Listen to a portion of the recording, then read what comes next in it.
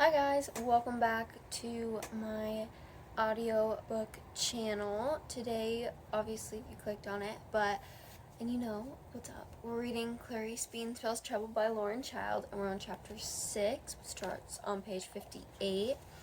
And so far, she wants to be an actress. She went to a drama club with her friend Betty. There were the play tryouts. They did some silly things.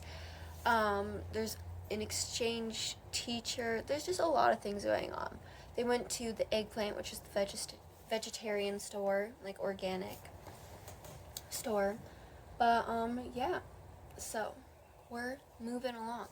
So, get a blanket, a pillow, snacks, juice, water, whatever makes you comfortable. Grab the book if you have it to read along. Otherwise, just listen and we'll get right into it. Chapter 6. I'm sitting on a squeaky chair. Page 58. It's hard to be happy for your best friend when you are utterly disappointed yourself. Can anyone else feel that? On Monday back at school, Carl Renberry is in one of his strange moods where he is on purposely causing himself to get told off. The grammar, though. He is not even being funny, just stupid. He has been going around snapping people's pencils in half. Sometimes it is a help to snap a pencil if you're feeling utterly stressed. When I say, why, he just says, why not? He says it in this annoying voice that he uses to make Toby Hockling laugh. No one else at all finds it funny. It's easy to make Toby Hockling laugh. You only have to say, bum, and sometimes not even that. I don't bother talking to Carl when he is like this. Mrs. Wilburton is walking about in this very pleased with herself way, and then she says, when everybody is quite ready and has stopped talking, I have an announcement to make.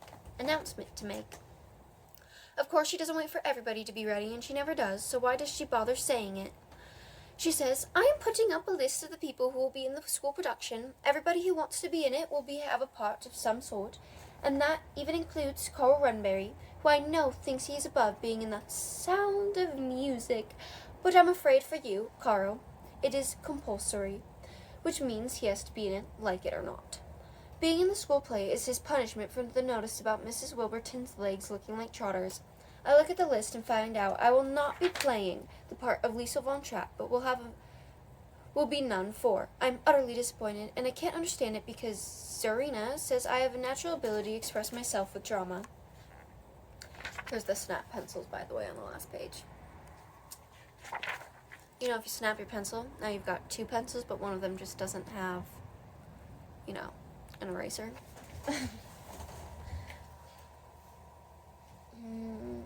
And Zarina is a really good drama person, and if she says I'm good and I have a natural ability to express myself, then I'm sure she is right. So why am I playing one of the nuns? I don't want to play a nun. I want to wear a nice outfit. I am only allowed to be a backup voice of singing because Mrs. Wilburton tells me that I do not have a good voice. Dang, that teacher is just right up front. She says it is loud, without being tuneful, which is not her paying me a compliment. I always thought I was a good singer. Anyway, people have a voice that sounds like a foghorn. Should be careful about telling other people they are not tuneful. Dang, there's so many roasts in this book. Of course, Grace Scrapple is playing the part of Liesel, which she has only gotten because everyone thinks she's so pretty and is a good singer and she does tap dancing. Betty is going to play Louisa, which is the second main one of the Von Trapp children. I am finding it quite tricky to be pleased for Betty, and also say that I am pleased because I would adore to play the part of Louisa, and I can barely utterly speak because I am very full of envy. But Betty says, your part is important because you are one of the nuns who pushes Maria out into the big wide world, and therefore why she meets Captain Von Trapp, it's interesting to say in a British accent, and ends up falling in love with him and getting married and escaping from the Nazis and everything. And so really, when you think about it, to be playing one of the nuns is the most important thing, whereas Louisa is just one of the many Von Trapp children, and if she wasn't there, no one would even notice. They're the nuns. They're all looking at each other. Susie Wu will be Maria. Carl hasn't bothered to look at the list. He says, the only part that's any good is the Captain Von Trapp one, and if you have to be in the drippy play, I hope I get to be him. He wants to order everyone around, which is something that Captain Von Trapp does quite a lot. But Mrs. Wilburton says, Carl is to play Ralph, who is the boyfriend of Liesel. Carl says, this is a sissy part, and he will not be doing any kissing. Captain Von Trapp is being played by Robert Granger, which is of course ridiculous. I do not think this will be a good school play, in fact. I walk home from school on my own because Betty has to go off to her trumpet lesson. Betty says she isn't enjoying learning the trumpet because she thinks her cheeks are stretching. So far, I'm not learning any instrument, but I think I will soon because who knows, I might be really good at it. And if I don't try, I will never know, and that might be my natural talent. Musicalness. She's very inspirational sometimes. You just gotta go do it. Like, you won't know until you do it, so, yeah. And then I will have missed my chance to be really famous and well known as a household name, which would be a shame. Betty says she doesn't think she will be a household name for the trumpet. Now it is more important than ever for me to find what my natural talent is, since I will not get to be spotted for my drama. Not being picked for things is a very scaring thing for a child. That's what Betty's mom, Moll, says. I'm absolutely covered in scars.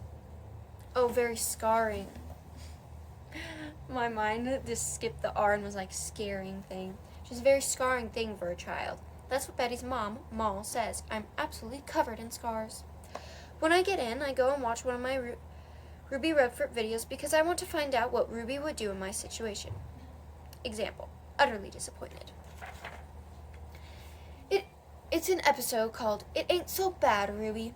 It's all about Ruby getting sick so she can't take part in her school swimming competition, and of course she is the best swimmer and the team really needs her, and she would have won the gold medal and been even more popular than usual. And you see, it all seems like a disaster for her and an utter shame.